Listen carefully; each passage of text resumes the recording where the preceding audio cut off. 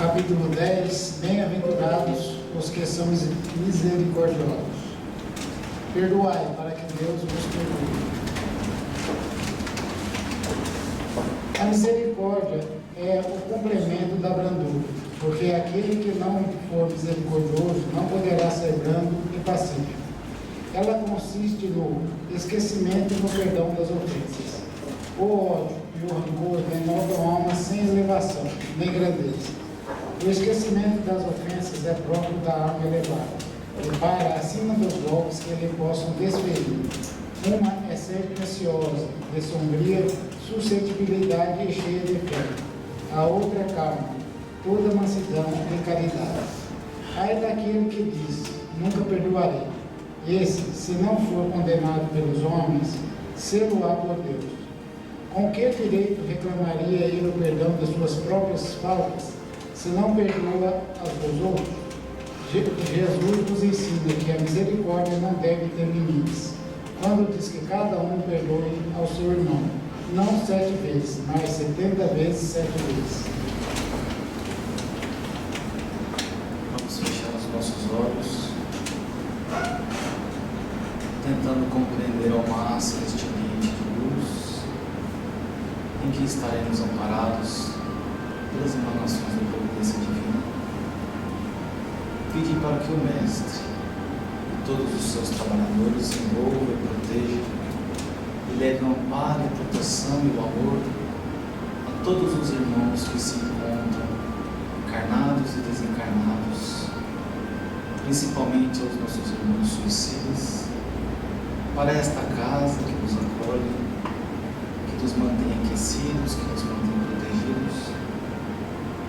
E principalmente nos pedimos, querido Mestre, que leve o seu amparo também para todas as mães, para todos os filhos dessas mães que se encontram com o ímpeto do suicídio, que se encontram subjugados a toda sorte e ao gozo do passado, e que todos esses irmãos separados, todas as mães, possam receber neste instante, através dos melhores pensamentos, dos melhores entendimentos, que a providência divina possa dar, que a paz, a proteção esteja conosco, querido Mestre, que assim seja. Boa noite a todos. Deixar minha colinha, de vez em quando tem que olhar. Bom, então hoje, dando sequência, vamos falar sobre o capítulo 6, da segunda parte, a cada um segundo suas obras. Então, essa frase ela foi dita por Jesus, está lá em Novo Testamento, em Mateus, que ela nada mais é do que a aplicação da lei de causa e efeito. Ele falava, dai a cada um segundo suas obras, segundo o seu merecimento. Então, todo o bem que esse Espírito faz, toda a bondade que ele planta, é claro que ele vai colher bondade. Se ele fizer maldade, se ele quiser promover alguma discórdia, ele também terá que arcar com as consequências desse ato dele. Então, essa lei de causa e efeito é uma lei assim, eu considero ela como um pilar da doutrina espírita, porque é uma lei que traz muito alento para todos nós, porque ela nos ensina a entender o sofrimento, porque tem muita gente que não aceita o sofrimento que lhe é imposto e fala, acha merecido aquele sofrimento, e aí fala, mas aquela pessoa era tão boa, não merecia isso que ela está passando, era bom pai, era bom filho, bom marido, Mas a doutrina espírita, ela explica que nada, aliás, ela explica tudo, ela não deixa nada sem resposta. E ao longo desse capítulo também, a gente vai ver muita aplicação dessa lei de causa e efeito. Uma outra frase dita por Jesus é, digo-vos em verdade que dali não saireis, enquanto não houverdes pago o último ceitil. Também está lá no Novo Testamento, que foi dito por Jesus. Inclusive, é até a leitura do Evangelho de hoje, Norton, essa passagem. E eu custei a entendê-la, li, reli, e aí tive que procurar ajuda lá no Dr. Google. E ele nada mais, nada menos que está falando do perdão, que a gente pratique o perdão, que a gente saiba reconciliar com os nossos desafetos, nossos inimigos, né? Para que a gente não leve isso para essas discórdias, para outras encarnações, não é? Vamos lá. Bom, então aqueles amigos portugueses, eles saíram do pavilhão indiano, né? E eles foram para um posto, que era considerado um posto de socorro, de ajuda, e eles foram encaminhados para esse posto. Eles foram para um local cercado de muralhas, com grande movimentação de encarnados e desencarnados. É claro que esses encarnados estão aí, claro, só com a configuração perispiritual deles, né? E vamos ver então o que eles estão fazendo lá. Aí o irmão Teócrito entregou 2 endereços a Romeu e Alceste. Está muito alto, gente. Eles dizem: há cerca de 2 horas que estas damas, cujos endereços vos confio, conciliaram sono reparador. Trazei-as aqui, depois de prevenir-lhes o corpo físico com reservas magnéticas. Porfiai por trazer-lhes com elas seus respectivos esposos ou companheiros. Todavia, não é indispensável essa última recomendação. Então, Romeu e Alceste, eles vão até a terra, né, para buscar 2 mulheres, aproveitando-se do sono reparador físico delas, né, e da emancipação da alma. Então, elas serão levadas para esse lugar de socorro. Vamos ver então o que elas vão fazer lá. E aí o Mário, né, que é um daqueles amigos portugueses, ele pergunta para o Teócrito o que Romeu e Alceste foram fazer na Terra, né? E aí ele explica que eles foram em 2 lugares. Na ilha de São Miguel, que é uma ilha pertencente a Portugal, que fica no Oceano Atlântico, mais ou menos na altura do Marrocos, na costa da África, e a um lugarejo no Nordeste brasileiro. Esses 2 locais, eles se assemelham muito, porque na época era um lugar de muita miséria, muito sofrimento material para as pessoas que viviam lá, tá? E essas 2 mulheres que vieram para cá, elas estão com os nomes nos arquivos ali daquele departamento, porque elas são 2 devedoras do plano espiritual, são consideradas grandes delinquentes ali do plano espiritual. E atualmente essas mulheres, elas procuram erguer-se moralmente, né? De que maneira? Através de severos testemunhos de arrependimento, resignação, humildade e paciência, porque existe a possibilidade das 2 se tornarem mães de 2 internos do manicômio. Então essas mulheres estão lá, elas foram trazidas para lá, para que elas pudessem gerar, né? Que elas pudessem ser mães de 2 filhos internos do manicômio. A gente sabe que no manicômio, a gente viu ao longo de todo o livro, reside aqueles espíritos que são mais desobedientes, são mais difíceis, são mais recalcitrantes, né? Que eles usam muito essa palavra. E também abriga aqueles espíritos que tiveram um grande dano no seu corpo perispiritual, né? Que são os afogados, são aqueles espíritos que sofreram quedas, que jogaram-se à frente de comboios, não é? E também eu acho que hoje a gente poderia até incluir aqueles homens bomba, né? Aqueles homens que explodem o próprio corpo e geralmente matam muitas pessoas que estão ao redor deles ali, né? Então eu fiquei imaginando o dano perispiritual que esses espíritos também sofrem, né? E esses egressos do manicômio, eles terão que passar por uma reencarnação, eles terão que passar forçosamente por uma reencarnação em um círculo familiar obscuro e sofredor. Mais na frente a gente vai falar sobre isso também, né? Eles terão que cumprir o tempo que lhe restava de permanência na Terra, a fim de que eles se aliviem dos embaraços vibratórios que incidem sobre eles, tá? Porque só assim eles vão conseguir repetir aquela experiência que eles falharam, né? E aí sim, eles vão passar por uma nova encarnação, né? Para que eles consigam definitivamente quitar aquele débito espiritual deles, né? Então, aqueles 2 internos, eles vão reencarnar, vão passar por uma reencarnação difícil, né? Uma reencarnação expiatória, vão ter que cumprir o tempo deles, aquele tempo que eles não souberam aproveitar, que que eles vão ter que cumprir aquele restante de tempo, né? E aí eles vão desencarnar, e aí eles vão ter que passar por uma nova reencarnação, tá? Resumindo, é isso daí, né? Várias mulheres aceitaram a caridade de ser mães de filhos doentes, mas somente essas duas mulheres, elas possuíam as qualidades morais que seriam necessárias, que seriam necessárias para aceitar serem mães de 2 filhos doentes, né? Então elas teriam que ser voluntárias, elas teriam que ser abnegadas, e essas mulheres, elas reuniam essas características morais, essas qualidades morais, né? Aí o Camilo pergunta para o Teócrito: e se elas recusarem? E aí ele fala: não será provável, meu caro Camilo, uma vez que se trata de 2 almas bastante arrependidas de um mal passado, e que atualmente, humildes, ignoradas, só desejam uma reabilitação pelo sacrifício da abnegação. Estou incumbido de convencê-las a aceitarem de boa mente a melindrosa e heróica tarefa.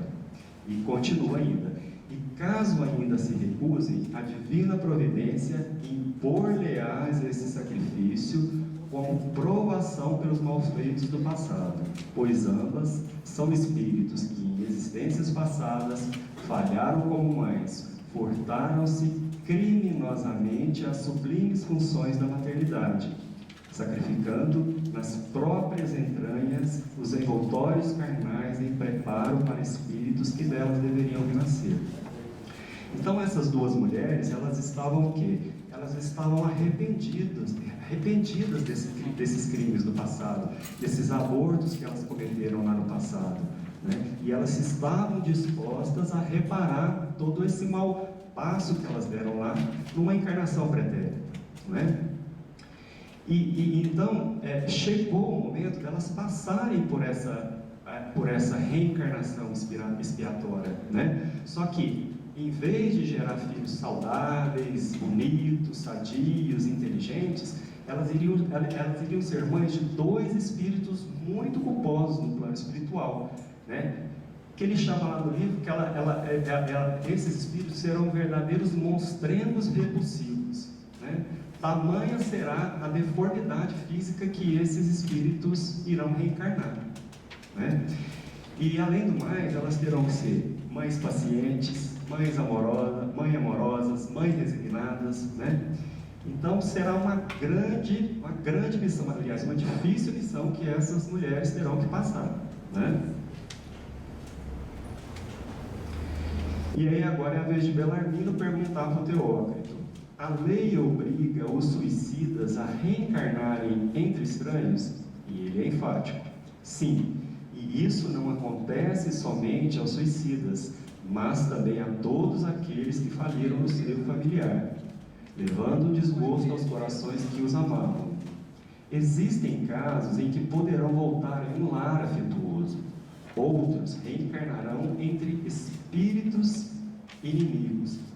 Então, a consequência natural para o espírito suicida é renascer em um lar que seja arredio, que seja difícil para ele. Mas isso não é uma regra absoluta, né? Ele pode reencarnar num lar amoroso, como o Teócrito diz aí, se aquele espírito conseguir reunir o mínimo de afeição amorosa para com aquela família, né?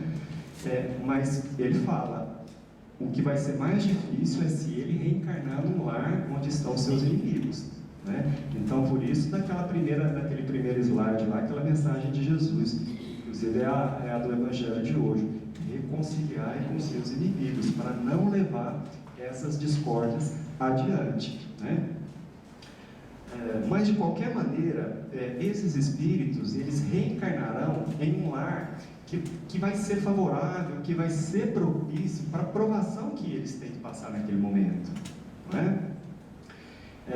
Existem pessoas, aliás, existem às vezes, mais especificamente, existem filhos que a gente vê em algum seio familiar que ele não dá certo com o pai, não dá certo com a mãe, com o irmão, tem uma relação muito tumultuosa e difícil com os membros daquela família ali. Não necessariamente que esse espírito seja tenha sido suicida no passado, né? Mas é bem provável que ele faliu com a sua família numa encarnação pretérita, né? E levou o quê? Levou desgosto aos corações daqueles que o amavam. Então ele tem que testemunhar esse lar estranho, esse lar diferente. Bom, aí a gente tem a entrada desses dois asilados, né? Desses dois espíritos suicidas do manicômio. Ficou estranho. A gente tem a entrada desses dois asilados do manicômio lá na sala, onde já estão todos os benfeitores. Eles são acompanhados de dois protetores do irmão João. E eles entram com um olhar vago, um olhar triste, melancólico, um semblante de muita tristeza, né? E depois tem a entrada das duas senhoras, né, de mínima condição social, e elas entram também amparadas pelo Romeu, pelo Alceste, pelos Canalejas, pelos romanceiros, pelos milicianos, quer dizer, como se fossem duas prisioneiras que elas entram naquele local, né? Uma delas é franzina, delicada, parecendo frágil e enfermiça, aloirada, portuguesa, 18 anos de idade, acompanhada do marido. A outra, atrigueirada, né, morena, vivaz, espantadiça e nervosa, brasileira, cabelos negros e lisos. Estava só e não era casada. Então agora a gente já tem definido, são 3 personagens, um casal de portugueses e uma brasileira que foi só, né? O ludíbrio de um sedutor abandonara, está falando da brasileira, à mercê dos acontecimentos oriundos de um amor infeliz, mal conduzido e profanado pela traição masculina. Lá no livro fala que naquela época a sociedade condenava aquela mulher que se deixava enganar por um homem a quem ela depositou confiança. Olha que absurdo, né? Ela que foi enganada, ela que foi a ludibriada e ela que era a condenada, né? A gente fica imaginando o quão difícil seria para ela gerar esse filho, ser mãe solteira naquela época, né? E às vezes eu estava até pensando, gente, mas como é que isso acontecia? Mas isso acontece até hoje, né? Eu já ouvi comentários tipo que, aquela mulher foi estuprada, mas ela está usando uma roupa tão provocante, né? Então a gente ainda tem esses pensamentos atrasados nos dias de hoje, porque a nossa sociedade ainda, né, está pouco evoluída, né? Aí o irmão Teócrito acolheu-as, né, o casal de portugueses e a brasileira, bondosamente, como a gente viu no slide anterior, e fê-los entrar em recinto onde já se encontravam irmão João e seus pupilos. Camilo e seus amigos não assistiram o que se passou em secreto entre as duas mulheres e os dois delinquentes necessitados de rendição. Entretanto, decorridos 30 anos, Camilo pôde esclarecer o episódio. Então estavam todos reunidos ali, todos os benfeitores, os 3 personagens, e eles iam tentar entrar num acordo aqui para que aqueles 3 personagens aceitassem essa missão, a missão da paternidade, né? Só que o Camilo e os amigos espirituais dele não tiveram a permissão de participar daquela reunião, que segundo ele seria uma coisa secreta que teria que ser passado por eles lá. Mas depois de 30 anos, né, quando o livro foi escrito, o Camilo, segundo ele, já tinha adquirido conhecimento só do que o credenciava a revelar o que se passou ali no livro, né? Então vamos ver o que se passou entre eles. Teócrito e João procuravam entrar em entendimento com o casal português e com a brasileira nordestina sobre a vantagem do renascimento, por seu intermédio, daqueles míseros infratores da soberana lei, necessitados da existência corporal terrena para se aliviarem dos insuportáveis sofrimentos por que vinham passando. Então, como eu disse, eles estavam tentando convencê-los a aceitar de maneira caridosa, de maneira voluntária, aquela missão da paternidade, não é? Mas os 3 refutavam, né? Eles não queriam, batiam o pé e não queriam. Falavam, não, diria um humilde casal de portugueses: não desejamos filhos doentes, aleijados ou débeis mentais. Casamos-nos há apenas um mês, e nosso sonho mais querido é que o bom Deus nos conceda para o primogênito a alminha de um querubim rosado e sadio. Queremos filhos sim, mas que sejam fortes e alegrinhos, e que nos sirvam de arrimo precioso na velhice. Então, como todo casal, né, eles refutavam, eles não queriam filhos doentes, débeis mentais, aleijados, não é? Agora vamos ver o que a brasileira fala. E aí a brasileira, toda envergonhada, ela falava para o Teócrito, que já conhecia seus mais secretos pensamentos, falava assim para ele: não, meu senhor, não posso ser mãe, prefiro antes a morte. Como arrastarei tal vergonha diante de meus pais, de meus vizinhos, de minhas caras amiguinhas? Seria por todos certamente menosprezada, e até mesmo por ele, bem o sei. Um filho paralítico, Deus do céu, como criá-lo e suportá-lo? É claro, ela tinha muito medo, ela tinha muita a vergonha do que poderia acontecer com ela, né? É bem provável que naquela época, no interior do Nordeste, ela poderia até ser expulsa de casa pelos pais, né? A gente vê isso até hoje às vezes acontecer. Imagina mais ou menos há 100 anos atrás no interior do Nordeste. Então ela tinha medo e receio da humilhação da sociedade, da humilhação da família, e ainda mais com o filho naquelas condições que ela iria gerar. E o Teócrito continua para ela: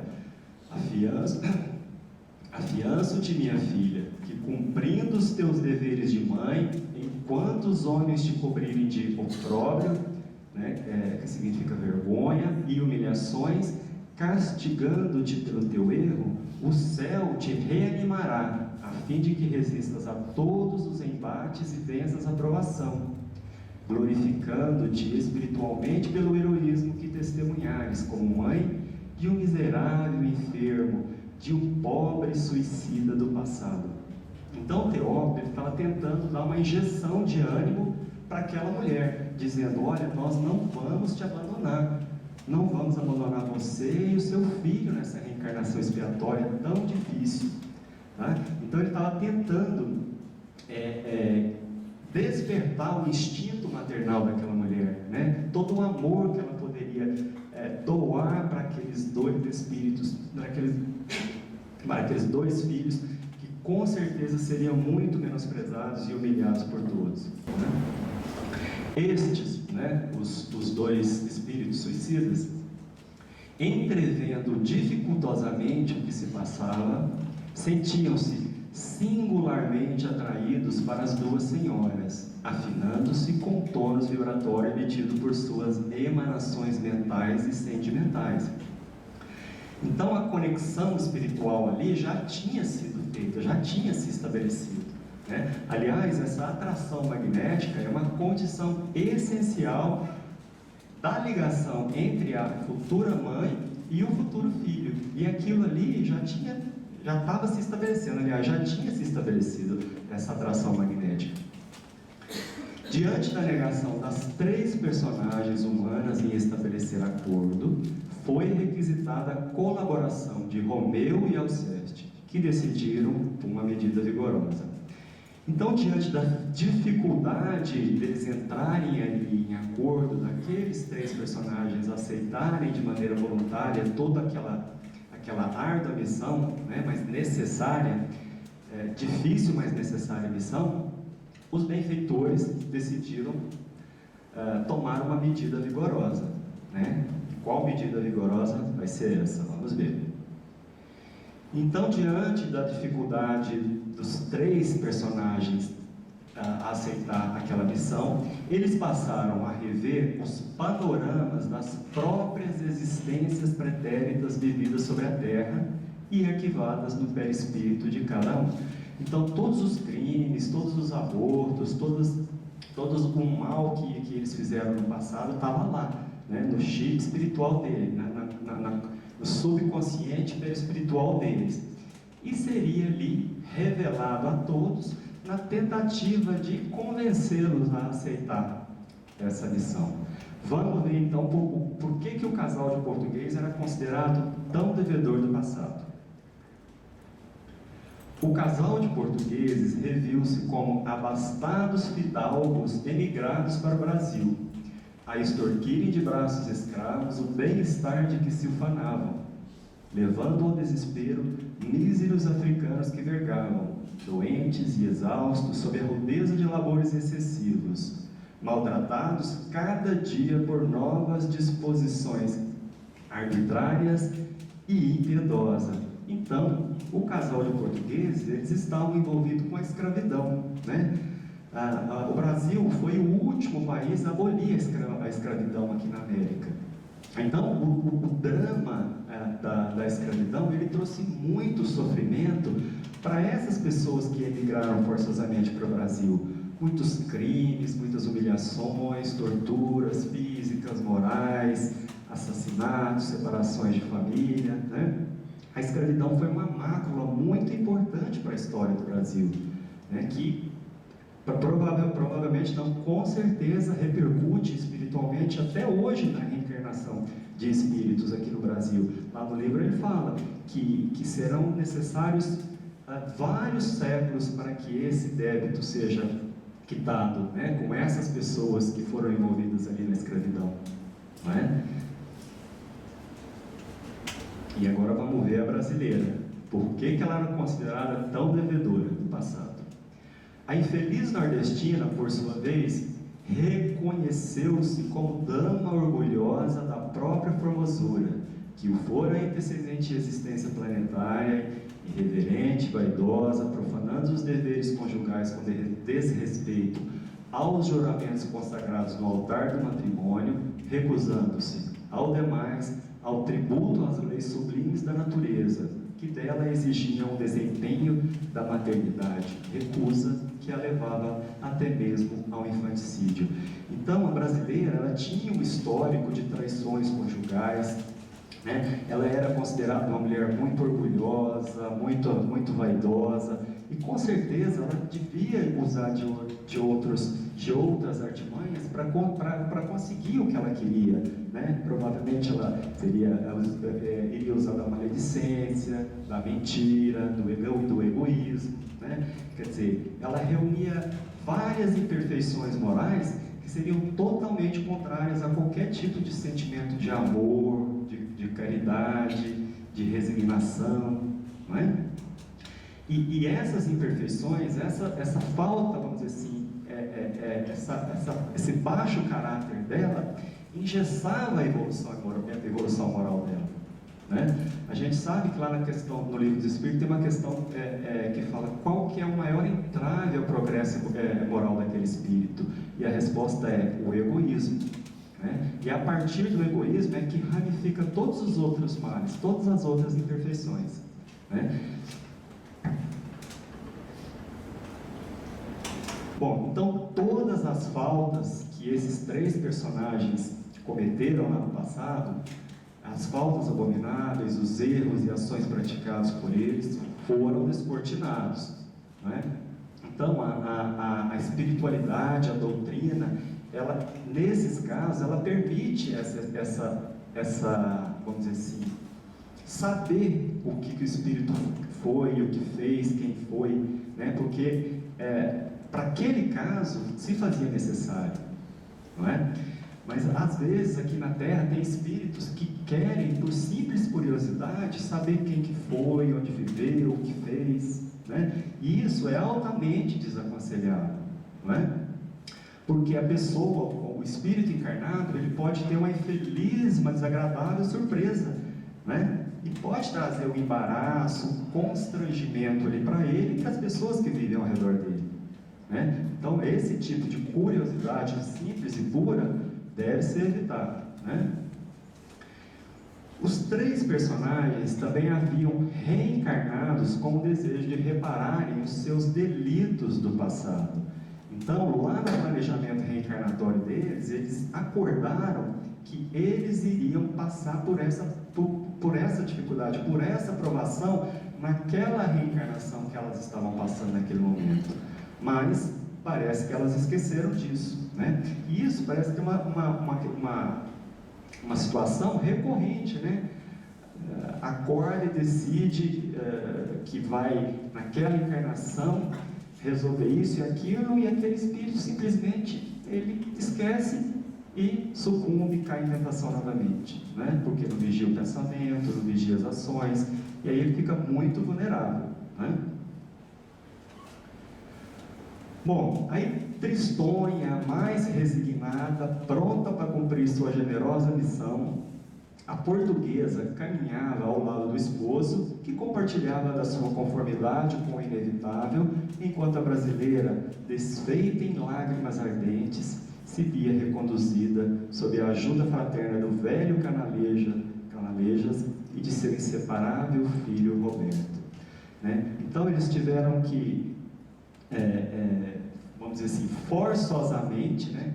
Eles foram forçados a aceitar pela dor, pelo remorso, pela culpa, essa difícil missão, não é? Bom, então, resolvido aquela pendência espiritual, né? E agora a gente vai passar para um outro assunto. Aliás, é no mesmo capítulo, mas é uma outra questão.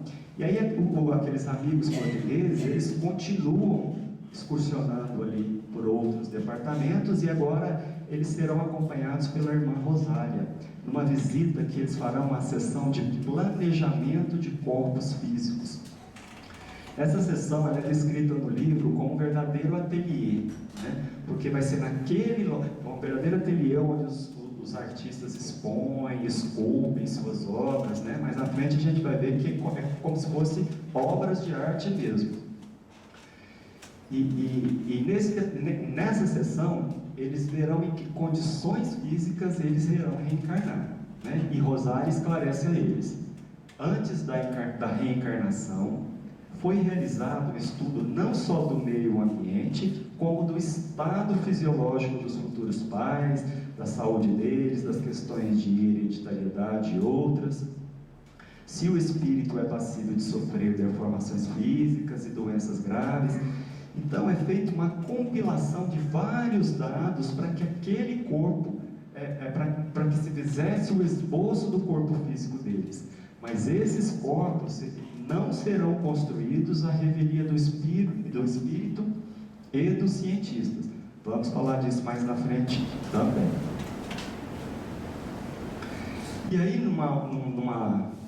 já na sala seguinte, né, na sessão de modelagem, que é o local para esboçar o corpo futuro, tal como as instruções determinadas. Então, depois de ter analisado todos aqueles dados de outros departamentos, departamentos de análise, de pesquisa, vai partir para propriamente esboçar o corpo futuro que aquele espírito irá reencarnar, né?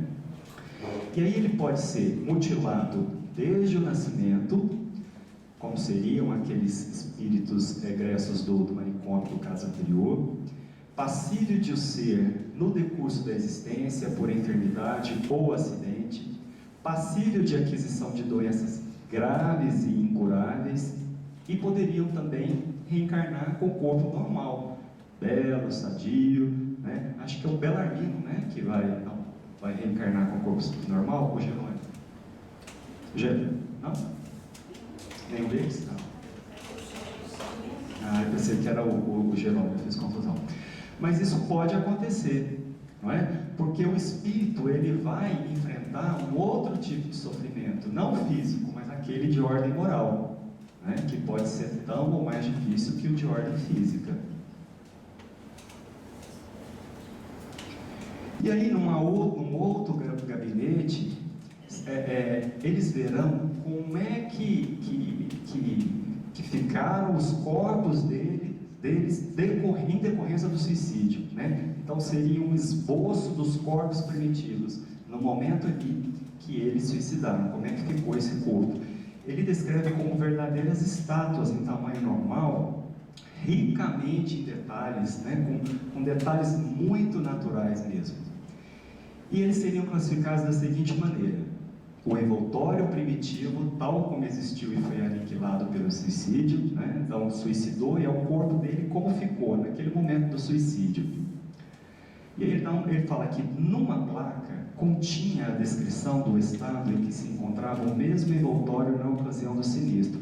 Então tinha uma plaquinha lá embaixo daquela estátua com informações pertinentes àquele caso, né? Então falava sobre, tinha o nome da pessoa, a data em que suicidou, a data em que ele deveria ter desencarnado, as forças vitais que aquele espírito tinha na época, o grau de instrução, a condição mental, o gênero do suicídio, né? O órgão atingido também é uma coisa muito importante. A lesão feita no órgão que o levou ao suicídio também era minuciosamente reconstruída, né? E os casos especiais, como a gente já falou, que são os afogamentos, os casos de trituração por esmagamento e os casos de queda. E ainda na sessão de modelagem, né, que ele fala de a mais bela daquele departamento, que é o local onde os esboços encomendados eram organizados, e esses esboços eram organizados sob rigorosa obediência às instruções recebidas e encaminhadas para a revisão do templo, das sessões de análises e pesquisas e até para o recolhimento. Era feita também uma análise dos pretendentes sob critério dos mentores. Como eu disse, nada era feito à revelia do espírito, né? Então ele poderia opinar em que condições físicas ele iria reencarnar. Não raro, seus futuros ocupantes aprovavam-no por entre crises de angustiosas lágrimas. Então, tinha alguns casos em que, ao se deparar com a condição física ali, né, verdadeiros monstremos repulsivos, aquele espírito entrava em desespero, né? E muitas vezes ele poderia estender ali a sua estadia naquele plano espiritual, porque ainda ele não se encontrava preparado para uma reencarnação tão difícil como aquela que ele iria enfrentar, né? Então ele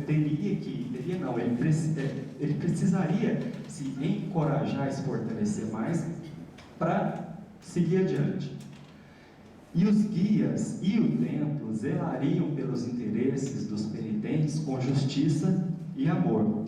Caso esses espíritos, né, principalmente aqueles do manicômio, eles não tivessem uma condição mental suficiente, não tivessem condição de raciocinar sobre isso, de usar o seu livre-arbítrio, eles teriam a assistência dos guias que zelariam para os seus interesses, na hora de fazer a análise ali daqueles corpos físicos, viu?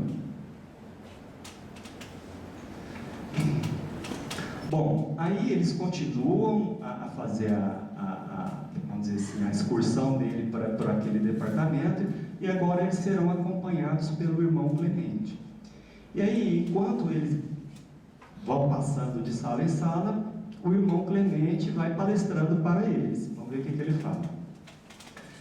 A ignorância dos elevados princípios que presidem aos destinos da humanidade, a má vontade em querer participar de conhecimentos que os conduziriam às fontes elucidadores da vida, assim como os preconceitos inseparáveis das mentalidades escravizadas ao servilismo da inferioridade, tem impedido os homens de reconhecerem esse vasto e glorioso alicerce da sua própria evolução, da sua emancipação espiritual.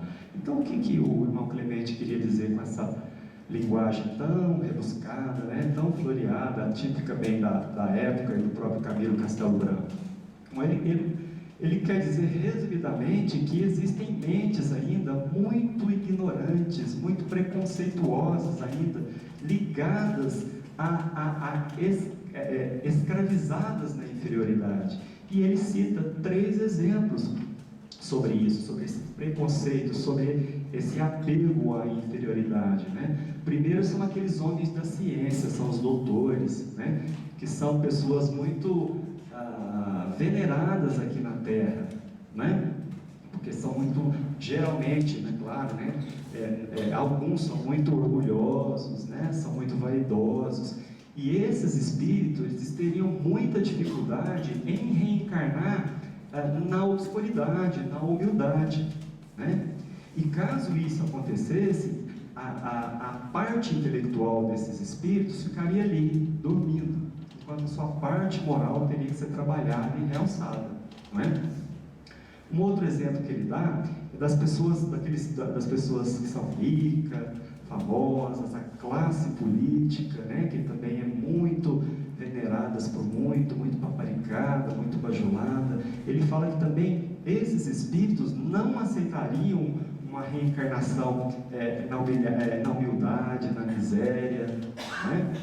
E o terceiro exemplo é daqueles espíritos, aquelas pessoas de pele branca que se acham superiores, se acham melhores que aqueles de pele negra. E também não admitiriam, em hipótese alguma, reencarnar numa pele negra, ou numa mestiça, ou numa amarela, quer dizer, qualquer uma que seja diferente da dele, né?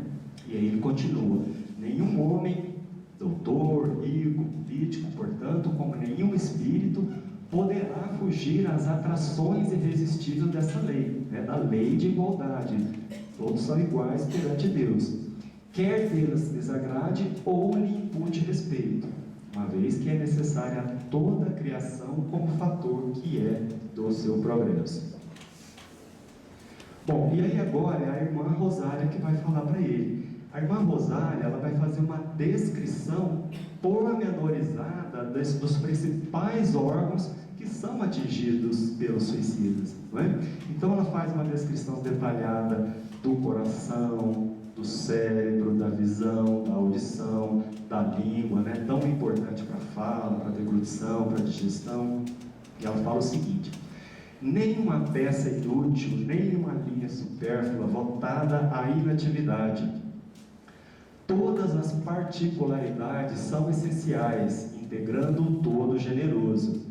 São indispensáveis à sua harmonia magistral, completam-se, correspondem-se, atraem-se, confraternizam-se, dependendo uma das outras para a sublimidade de vistas do gracioso conjunto favorável ao equilíbrio do espírito que nele temporariamente habitará. Então, o nosso corpo humano, ele tem um funcionamento muito belo, muito magnífico e perfeito, né? Então, tudo, desde as células, passando pelos tecidos, órgãos, tudo funciona de uma maneira muito harmoniosa, não é? Ela fala que é como se fosse um maquinismo magnífico, é uma máquina perfeita, né? Mas como uma máquina está sujeita a falhar, se não cuidarmos bem do nosso corpo, né? E ele fala também, esqueci, não, é só isso mesmo.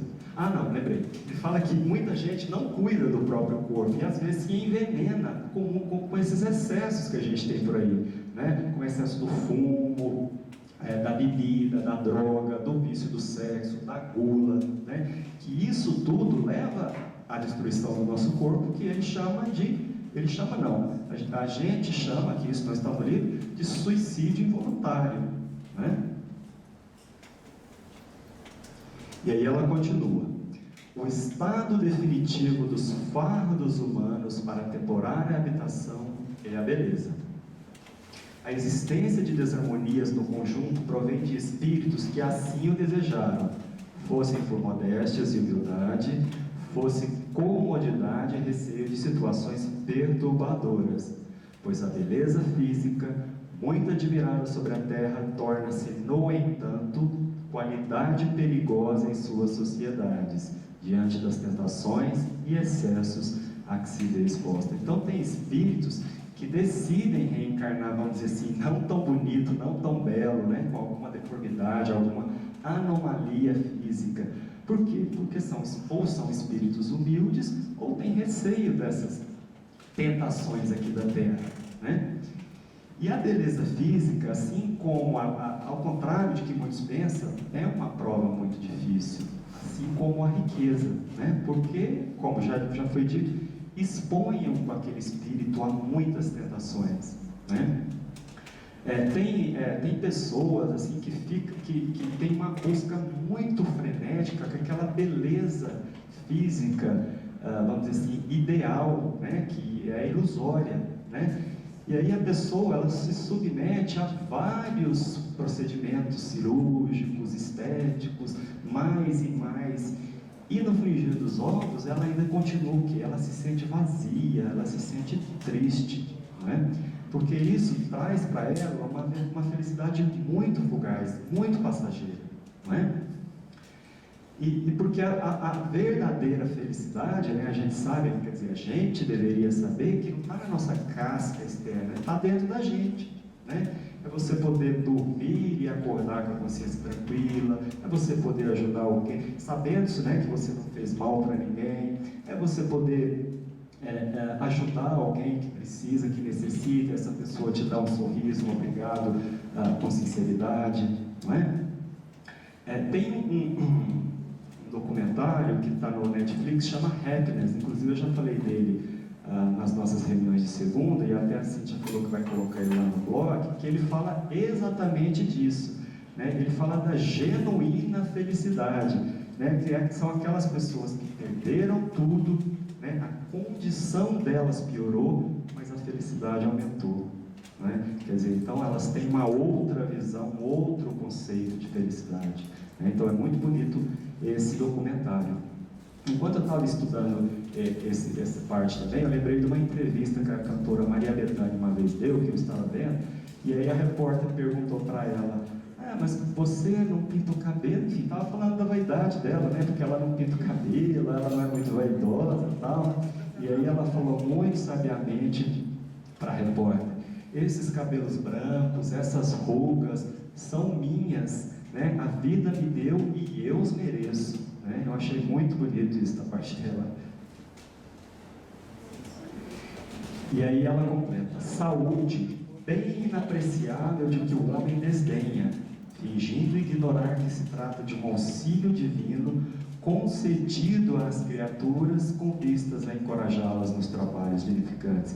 Então a nossa saúde física, o nosso corpo físico saudável foi uma concessão, é uma concessão divina, um empréstimo. E assim como a beleza, a inteligência, pode ser nos tirado isso, se a gente fizer mau uso dele, se a gente não souber usar com moderação, né, com sabedoria. Então tenhamos cuidado com a nossa saúde também, né? Não só com o nosso espírito.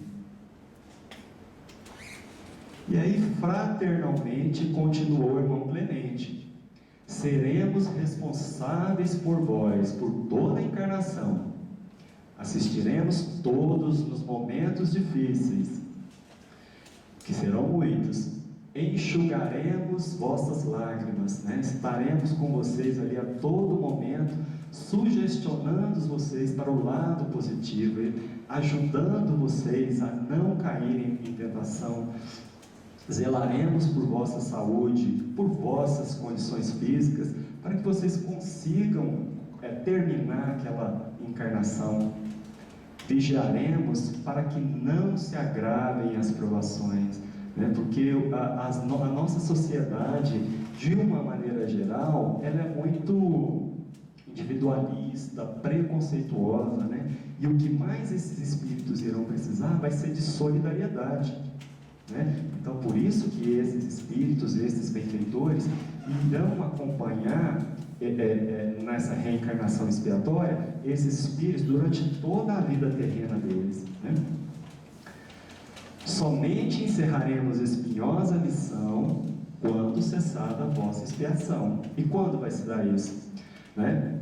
E isso vai se dar quando esses espíritos que vão reencarnar agora, quando eles desencarnarem novamente, aí eles vão lá para aquele departamento que inicialmente os recebeu, e aí sim, a partir daí, eles serão encaminhados para locais novos, né, que eles conquistaram por direito próprio deles, não é?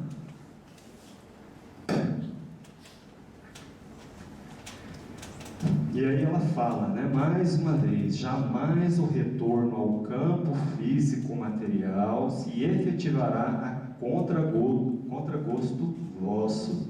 Isso aí ela falou uma umas 3, 4 vezes nesse capítulo. Então, eu estou falando muito sobre isso porque eu achei muito importante. Poderá dilatar-se vossa permanência nesta colônia por longo tempo, porque contra a vossa vontade não reencarnarei. É o Camilo, né, que prolonga a sua estadia no plano espiritual. Miniaturas de como ficariam seus corpos na encarnação futura são mostradas a eles. As estátuas em tamanho normal representavam seus corpos aniquilados pelo suicídio. Então tinha as miniaturas, que seriam como eles iriam reencarnar, e as estátuas em tamanho normal, que eram como seus corpos ficaram em decorrência do suicídio.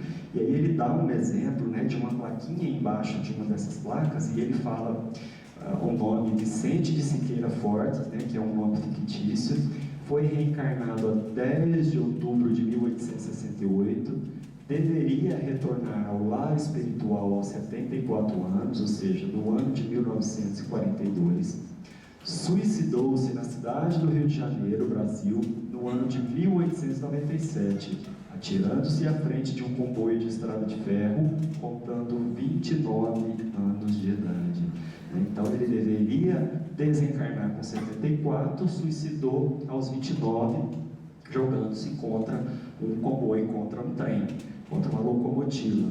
Não é? E a gente sabe que esse tipo de suicídio é um dos que mais danos causam ao perispírito, ao corpo perispiritual do suicida. E aí urge que esse espírito do Vicente reencarne com apenas 9 anos no plano espiritual. 9 anos para nós é muito, né? Mas para eles lá é um estalar de dedos. Ele teria que provavelmente passar, provavelmente não, ele teria que passar por uma encarnação quase que compulsória. Ele renascerá enfermo, claro, abalados por vibrações anormais.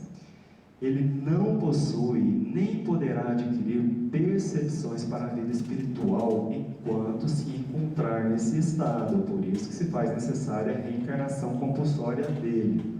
A reencarnação para Vicente é a medicação apropriada para o caso. Reencarnado, continuará albergado em nosso instituto. Então ele precisa do veículo carnal para ele.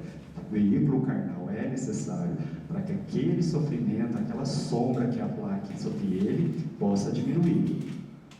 E como eu disse, ele continuará albergado, né, naquele instituto, sob a proteção daqueles benfeitores durante toda a encarnação deles.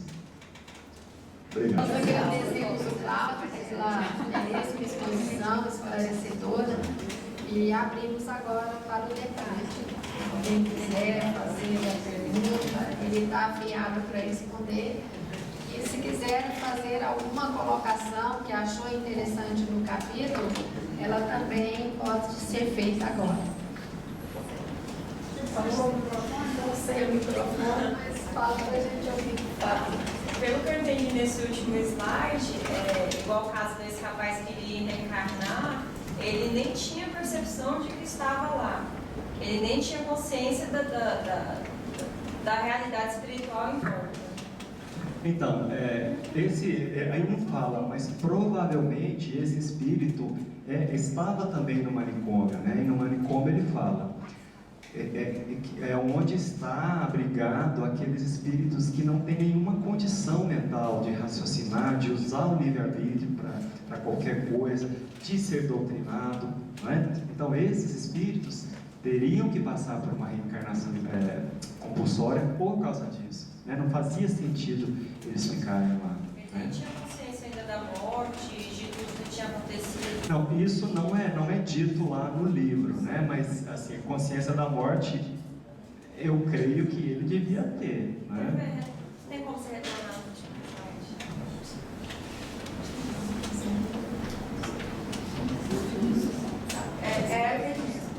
O último. Ou o próximo, esse aí. Estou falando desse trecho. Ele não possui nem poderá adquirir percepções para a vida espiritual espiritual enquanto se encontrar nesse estado. Foi disso que eu entendi que enquanto ele estava lá no manicômio, ele não tinha condições de perceber aquele momento da vida espiritual que ele estava lá. Mas não tem falando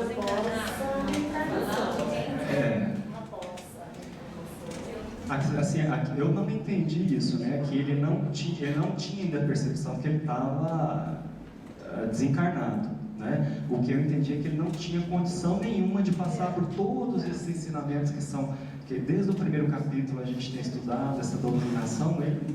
Quer dizer, ele não tinha condição de aprender nada, né? A minha percepção, o meu entendimento foi isso. No manicômio ficam os alienados, né? Vou dar um palpite, que é palpiteira aqui. Não é palpite, não. No manicômio, no capítulo do manicômio, que a Regina apresentou, eles falam lá, eles não têm noção não de que morreram, tá? Eles estão lá dementados mesmo, eles vivem alienados, como a Violeta falou, e não sabem o que aconteceu com eles.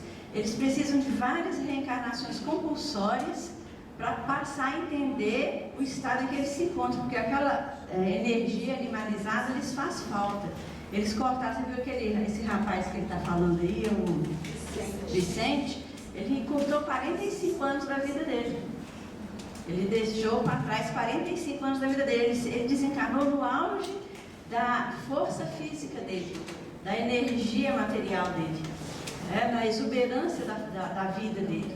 Então, as necessidades físicas, materiais dele são muito grandes, e pelo tipo de suicídio que ele cometeu, o estado físico, o estado que o corpo dele ficou, remete exatamente a isso. Ele não tem noção do que aconteceu, ele não tem noção do que morreu, ele não sabe, ele vê aquele quadro, por isso que ele fica como louco. Ele vê aquele quadro se repetir várias vezes, não sabe por quê, não sabe o que ele fez, não sabe se morreu, não sabe se está vivo, sofre aquilo o tempo inteiro, então ele precisa urgentemente voltar ao corpo físico como medida profilática mesmo. Vai, fica pouco tempo, volta, fica mais um tempo, volta, até que aquele choque anímico possa promover a recuperação perispiritual dele. Tá? Mais alguma coisa? Às vezes ele só reencarna em irmãos seguidos, né? Às vezes também só reencarna, exatamente. Você lembra no capítulo que eu fiz, que eles vieram para a Terra, no centro espírita, para receber esse choque anímico? Eles realmente eram mundo manicômico. Ele tinha sido estraçalhado porque ele via as partes do corpo. Ele não tinha noção, ele não conseguia ter a noção. Aquele ali, naquele caso especial, pelo atendimento no grupo mediúnico, ele poderia até readquirir o equilíbrio sem necessidade de uma reencarnação imediata. Mas mesmo naquele choque que ele teve, ao se perceber daquela forma, para que ele fique menos desequilibrado, menos dementado, ele precisa voltar logo ao corpo físico, porque aquela energia material dele faz falta. Tá?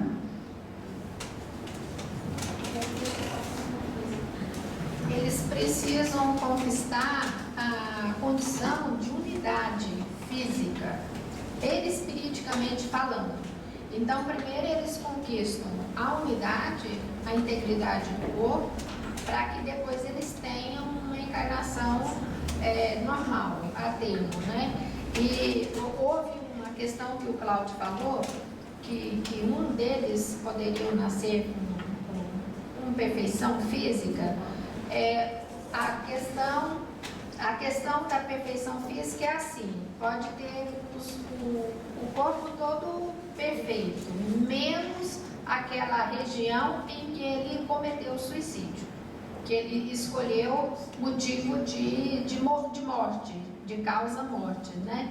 Vamos supor que o Camilo, ele escolheu suicidar-se porque tinha ficado cego. E mais na frente a gente vai saber as causas da sua cegueira.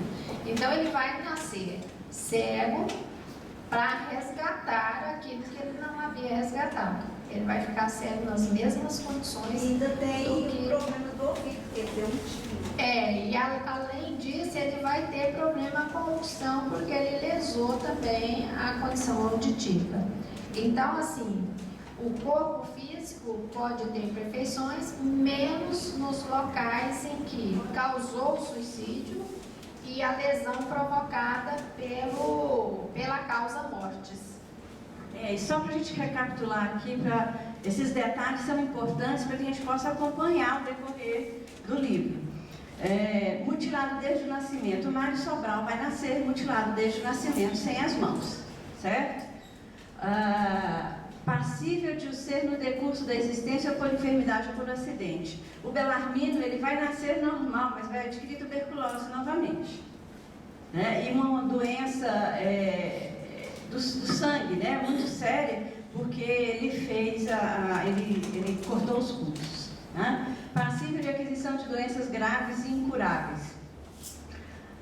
A pessoa vai nascer, na B e na C, a pessoa nasce normal. Como Camilo, naquela existência que ele tirou, que ele está contando agora, ele nasceu uma pessoa normal. Pelo uso excessivo e pela necessidade espiritual dele, ele ficou cego.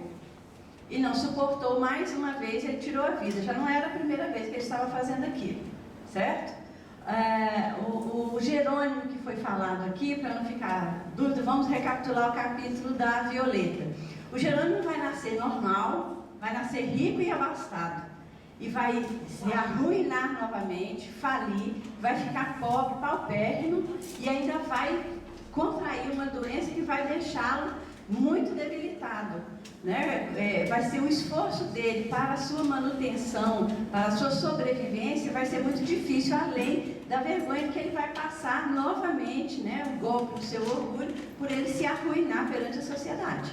Ele vai ser uma pessoa bem colocada socialmente, rica, mas vai falir, certo? Então, ele vai nascer normal, por isso que você não se lembrou, né? Ele vai nascer uma pessoa ali na letra D. O corpo normal, mas aquelas características, aquelas coisas que nós vimos na semana passada sobre fatalidade, né? Que aqueles detalhes necessários para a vida dele, ele vai acontecer em algum momento. Como ele vai viver, ou absorver, ou aproveitar essas oportunidades, vai depender do livre-arbítrio dele. Então a fatalidade está em quê? Na escolha que ele fez errada ao tirar a sua vida. E ele vai ter que renascer com aquela mácula no seu perispírito que ele vai precisar filtrar naquele novo corpo que ele vai ter a oportunidade de receber naquela nova encarnação. Agora, ele pode mais uma vez errar, como foi o caso do Camilo, e ele agora está se preparando para não errar mais. E é bom a gente ver todos os capítulos até o final, até o dia 18 de julho, que é o nosso capítulo final, para a gente ver como isso vai progredir e como é que funciona a misericórdia divina, né? Nos dando o livre-arbítrio de verdade. Não existe aquele, mas está tirando a oportunidade disso, daquilo. O Cláudio falou aqui várias vezes, que a Rosália repetia várias vezes neste capítulo, que ele não reencarnaria se ele não quisesse, ele poderia permanecer na colônia. Mas no caso dele é diferente. Ele readquiriu a sua condição mental, ele se reconheceu em débito, ele se arrependeu, ele estava se dispondo a modificar o seu posicionamento na vida através do estudo, do trabalho que ele estava realizando ali. E com isso daí ele estava se candidatando a uma encarnação que começaria forte e fácil, mais fácil aparentemente, para que ele naquele processo todo também ele pudesse adquirir forças para enfrentar novamente a dificuldade. Ele enfrentou muitas dificuldades comigo, porque eu sempre perguntava, eu queria entender todas as coisas. E quando eu não aceitava os argumentos, eu não aceitava eu não entendia, eu não aceitava porque eu não entendia determinadas coisas, eu às vezes intimamente me rebelava. Mas como eu sou de uma época de uma criação em que a gente tem que obedecer ou obedecer, a gente não podia, a gente tinha que mesmo que aceitar as coisas sem muito questionamento. Eu ainda ficava com as perguntas dentro de mim, aparentemente eu tinha aceitado, mas eu criava uma certa rebeldia dentro de mim. Sempre fui muito contestadora.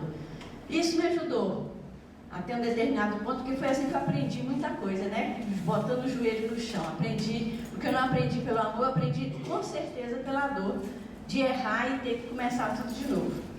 E mesmo depois de me reencontrar com a doutrina espírita, eu lia certas coisas que eu não entendia e às vezes eu achava que não estava certo. Mas por quê? Por que isso? Por que aquilo? Porque vai cobrar, eu sou tão boazinha. eu faço as coisas tão certinho, obedeço meu pai, minha mãe, e eu tenho um compromisso, por isso que eu falo demais. Tá? Eu tenho o compromisso de falar, de usar a minha fala para falar alguma coisa. Quando eu estava fazendo o estudo sistematizado há muitos anos atrás, quando eu entrei na doutrina espírita, que eu via hoje se chama monitor, né? Naquela época a gente chamava de professor, mesmo faltava chamar de tia. Hoje é facilitador, né? E eu ficava ouvindo, ela falava, eu estava me deliciando com aquele reencontro, aquela descoberta. Ela com os livros na mão falava, às vezes ela falava do Evangelho, o olhinho dela ia longe, assim, ela nem olhava para a gente, então eu sentia que ela estava dentro daquilo que ela estava falando e amava aquilo. E eu falava para mim mesma, um dia eu vou fazer a mesma coisa que ela está fazendo. Eu tinha 17 anos. Eu vou fazer a mesma coisa que ela está fazendo. Eu achei interessante aquilo ali e foi uma forma, eu me descobri. E aí comecei, fui orientada, fui levada, fui instruída, tive bons professores, bons facilitadores, como se diz hoje. Mas chegou num momento em que algumas dificuldades surgem na vida da gente por necessidade de aprendizado. E aí eu comecei a me rebelar contra aquilo, contestar. Nossa, mas eu fui tão fácil, eu descobri tão fácil, eu não precisei sofrer, o trabalho surgiu, eu fiz. Então eu comecei a fazer testes, olha só o tamanho da minha rebeldia. Eu comecei a fazer testes com aquele conhecimento. Eu não falo mais, não adianta me escalar para a aula, eu não quero mais sala, eu não quero mais evangelização, não quero mais palestra, não quero mais nada. Pouca gente sabe dessa história, vocês estão sabendo disso aqui, muito poucas pessoas sabem disso. E eu desenvolvi 6 nódulos na tireoide, que é o órgão ligado ao nosso chakra laríngeo da fala. E começou a crescer e eu precisaria de uma cirurgia. E eu fiquei meio desesperada, porque eu gostava muito de falar e a gente sabe que essa cirurgia é muito delicada, uns 6 nódulos, podia afetar minhas cordas vocais. Eu comecei a fazer tratamento, marpasses, tudo, e eu fui orientada. Minha filha, você renasceu com o compromisso de falar do Evangelho. E você se rebelou contra isso e parou. O que acontece? O seu ponto mais nevrálgico, o ponto que precisa ser curado através da divulgação da boa nova do Evangelho, ficou sem remédio. Volte a falar que você vai ficar boa. Meus 6 nódulos estão aqui, bem pequenininhos. Eu faço a ultrassonografia da tireoide todos os anos. Eles estão aí bem comportados. Tá? No dia que eu parar de falar, eles vão crescer de novo e vão me dar trabalho. Tá bom? Não, você pode passar um livro para ela sozinha.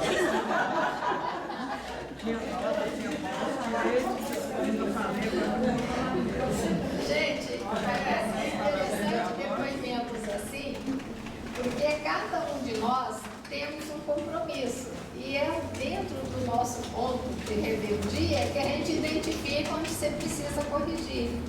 Né? Na pressa, na intolerância, na impaciência, e alguns vícios que a gente às vezes adquire, né, que a gente precisa vencer. E eu penso que o orgulho é o mais difícil. Às vezes a gente fala assim, eu não sou orgulhosa. Exatamente sendo. Né? Então essas coisas fazem com que a gente leva muito a refletir e a gente estuda assim uma encarnação de um suicida, mas a nossa, quem nós somos? Né? De quais são as nossas origens espirituais? Todos nós tivemos um planejamento reencarnatório, com oportunidades para serem vividas, dificuldades para ser superada. Quem aqui não tem dificuldade no dia a dia? Todos nós. Então, o que a gente vê aqui, clara e repetidas vezes, é a proteção que todos nós temos, indiferente de sermos suicidas ou não. Que cada dificuldade que a gente tem é o ânimo que a gente recebe, que a proteção de Deus ela é dioturnamente. E que o amanhã é sempre um dia melhor, não é? Então a gente não precisa desesperar por qualquer dificuldade que a gente tem. Às vezes a gente perde a paciência e E você vê, ela não queria falar, né? E outros, às vezes, não querem trabalhar, né? Eu estou aqui, eu preciso aposentar, mas com 64 anos não deu ainda. Então, assim, é resignar-se com aquelas coisas que nos acontecem que a gente não pode mudar. Se você está ali, não é por acaso. Mais alguma pergunta? Queria só fazer uma colocação. Quando a gente observa